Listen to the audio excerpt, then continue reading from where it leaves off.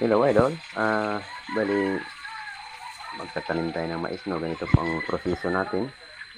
Maglalagay tayo ng tali para hindi tayo maliligaw kasi inano ko lang 'tong palay na 'to, bagong harvest 'to, tapos hindi ko na lang siya binunot or inano kasi ginamo dahil ano 'yan, tawag nito, mahirap yan 'pag ano mo, mainit ang panahon. Saka ko na yan siya ialisin 'pag tumubo na yung ating tanim na mais. Ang importante makasibol, makadilig naman, nadidiligan naman, pero 'pag sa sistema kung di mo yan siya pasibulin, baka tutuyuan talaga siya. Hamak mo yan mga alas 9 pa lang, ang init dito, grabe na. Halos di ka na makakahinga sa gusto lang kasi tagudtod sa likod. Yan po, kukuha tayo ng usok, so bakbakan natin yan. Yan, hindi naman tayo maliligaw dyan kasi susundan na yung natali sa usok. Ganun lang po ang pagtanim sa mga madamong area. Hindi ka dyan mawawala kasi may gamit tayong pangtanda, usok.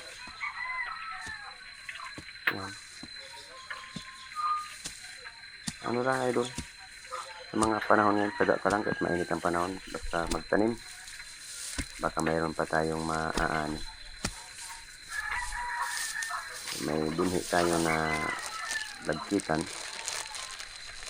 Yan, paubos na. Bali, malapit na kasi tayo matapos kaya nag-video ako. Dalawang butil bawat butas para hindi ganong siksikan or ano, tama na yung dalawang butil. Ganun po idol ang ating pagtatanim ng mais. Kasi pag ano talaga, may tatanim ka, may maani ka dyan. Buhay natin na probinsya, bawal ang maarte sa probinsya. Pag maarte ka dito, nako, hirap ang buhay mo dito. Pero lang, wala naman tayong amo dito. Ang maganda sa probinsya, wala kang amo. Ang amo mo ikaw. Pero kailangan din, palibasa walang amo, kung hindi ka magtatrabaho, wala din. Ano lang, hindi naman tayo nagyayabang pero normal lang talaga sa tao na may alternative na hanap buhay. Ha?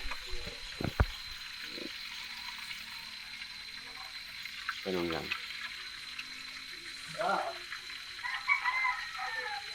Ay dulo, kahit hapdos ang likod natin, sige lang, fight lang, laban lang.